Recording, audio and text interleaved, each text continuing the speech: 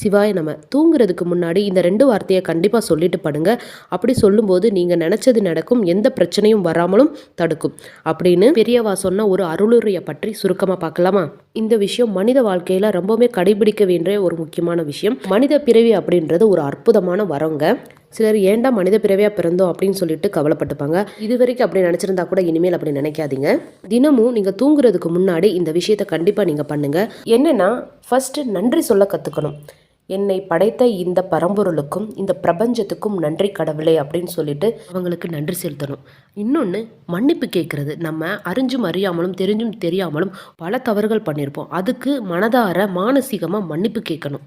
அன்பு, நன்றி, மன்னிப்பு இந்த 3மே நம்மக்கிட்ட இருந்தது அப்படின்னா நம்மளோட வாழ்க்கையில் எதிரிகளே இருக்க மாட்டாங்க.